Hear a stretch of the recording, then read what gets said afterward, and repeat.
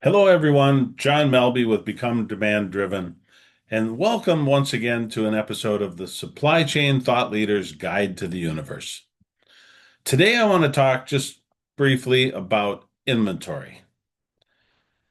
I think if we're in supply chain, we've all been asked to reduce inventory. It's been a goal of most companies for as long as I can remember. And the craziness around this reduction in inventory is it's tied to reducing the dollars in inventory without eroding the customer service level. But that isn't really how we talk about it. We just talk about reducing the inventory.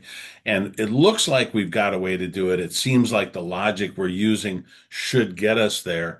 But time and time again, we find that we're just really not successful at it. So today I want to talk about the nonsense of focusing solely on the cost reduction opportunity because there are values of inventory that we seem to have neglected or lost sight of. So I talk about this as the function of inventory positioning.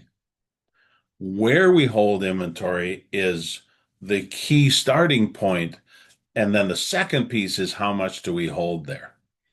Now, why do we do inventory positioning? Why do I want to talk about that?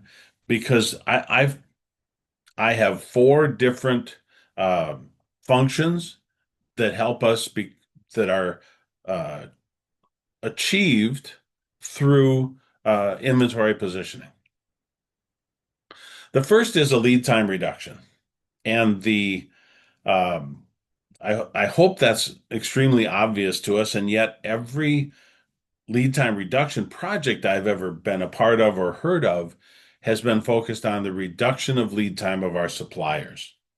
But I'm talking about a lead time reduction to our customers, meaning if I have the finished product in my hand, the lead time to my customer is the transportation time, just about as short as I can get it.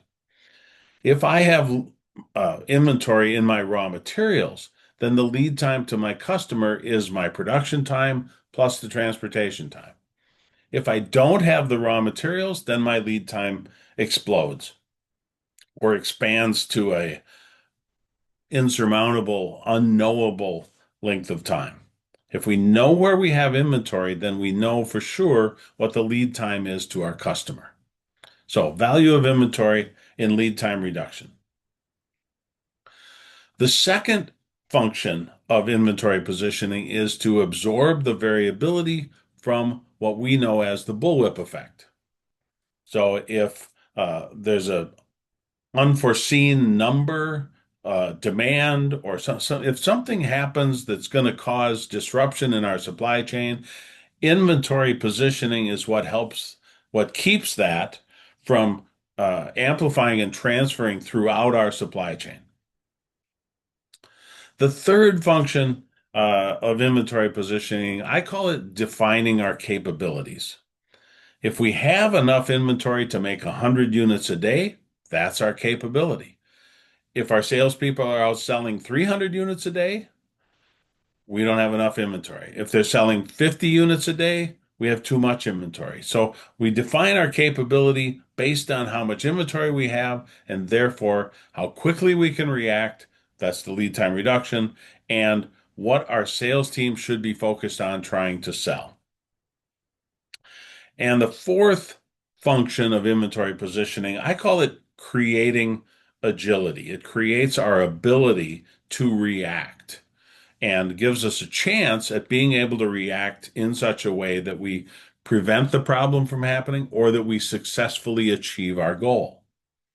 Now, none of this stuff is new, right? Every restaurant in the world knows that if they have their ingredients in their kitchen, they can satisfy their customer. If they don't have the ingredients in the kitchen, the raw materials, they can't satisfy the customer. No customer is going to wait 32 days while they butcher and find all of the ingredients to make the meal.